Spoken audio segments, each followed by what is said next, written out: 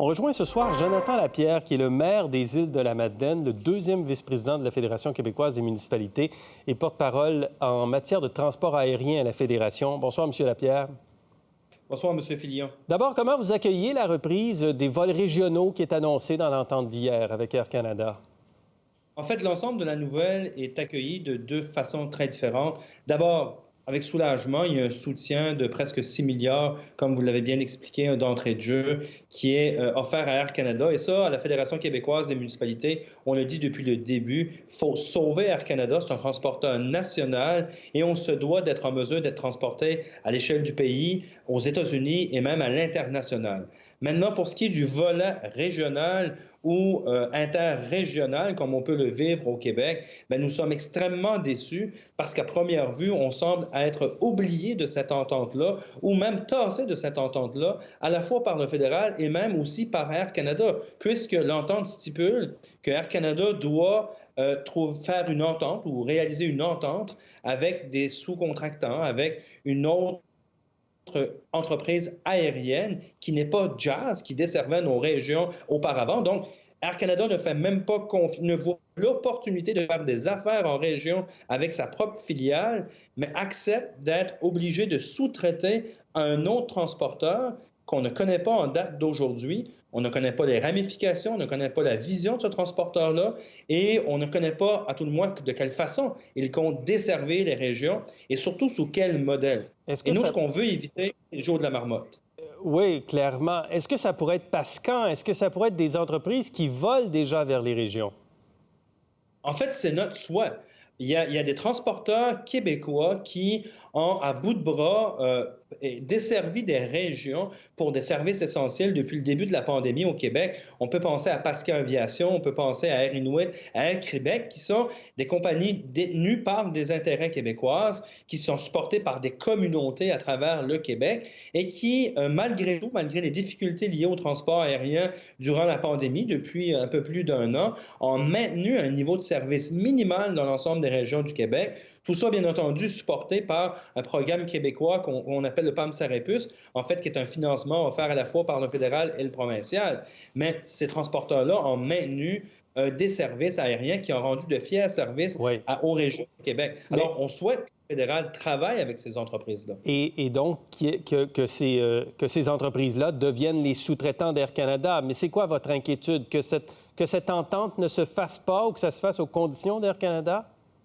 En fait, ce qu'on ne souhaite pas, c'est que ce soit un Jazz 4.0, que ce soit le retour d'Air Canada dans nos régions avec le même modèle qu'on a connu auparavant. Et le modèle d'Air Canada qu'on a connu avant la pandémie écrasait la concurrence, réalisait des guerres de prix déloyales pour tasser la concurrence des régions, pour tomber en situation presque monopolistique, quasi monopolistique dans la plupart des régions du Québec. Et là, on connaissait des hausses de prix faramineuses. Écoutez, on a souvent connu des billets d'avion au coût de 1 000 $ aller-retour des îles Montréal, Val-d'Or-Montréal, 800-900 $, Rouen, la même chose, Sept-Îles, la même chose, Gaspé, la même chose. Alors qu'on peut très bien partir des îles de la Madeleine avec Air Canada, aller auparavant, avant la pandémie, aller à Cuba pour une semaine pour 1 500 $. Alors, évidemment, donc, c'est un retour à la case départ pour vous? Exactement. Ce qui est présenté là, sous la forme qu'il est présenté là, c'est un retour à la case départ. Et c'est pour ça qu'on presse le gouvernement fédéral d'annoncer des investissements ou la création d'un fonds conjointement avec le gouvernement provincial pour soutenir la relance du transport aérien dans les régions avec des transporteurs québécois, des transporteurs régionaux qui existent déjà, dans des perspectives d'assurer une pérennité du service, autant pour la mobilité des personnes que pour la mobilité des marchandises et des biens, puisqu'on oublie souvent qu'il y a un marché là qui est sous-exploité, à développer. Il y a des marchandises qui sont transportées dans les avions, dans le ciel québécois, et ça, je pense que ça amène des perspectives de développement. Et travailler avec des entreprises comme Pascal Aviation, Air Québec ou Air Inuit, ça nous amène à ces perspectives-là qui sont intéressantes. Et le projet de coopérative Trek qui doit prendre son envol bientôt, des allers-retours d'ailleurs sont prévus aux îles. Il y aura une place pour ça, selon vous? Écoutez, encore une fois, il faut un leadership du gouvernement provincial et aussi du fédéral dans ce dossier-là. Actuellement, le transport aérien, c'est en dents de scie. On passe de presque 0 transporteurs qui desservent nos régions à terme, si on se fie aux annonces qui sont faites, à plusieurs transporteurs.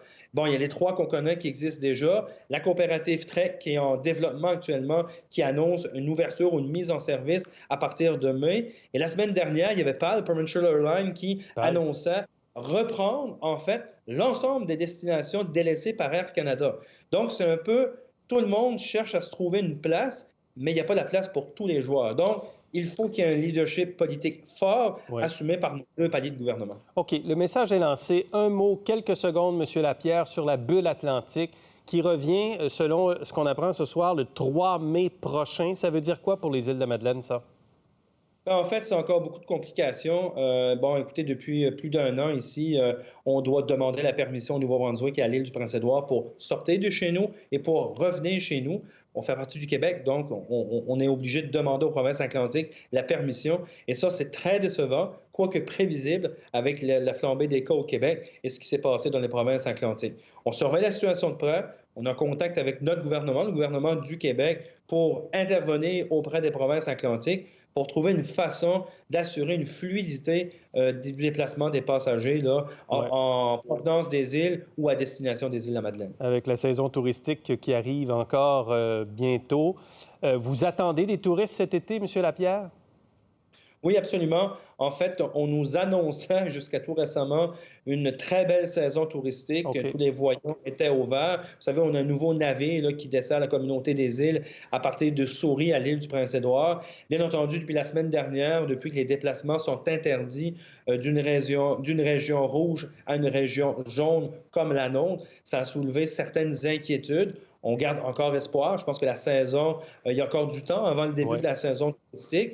On est encore en avril. La saison va plus débuter vers la fin mai, début juin. Alors, on a bon espoir que la situation va se résorber au Québec et que les gens vont pouvoir venir aux îles de la Madeleine nous visiter. Espérons-le. M. Lapierre, merci beaucoup. Merci à vous. Pour voir nos émissions en entier, rendez-vous sur la chaîne ICI RDI.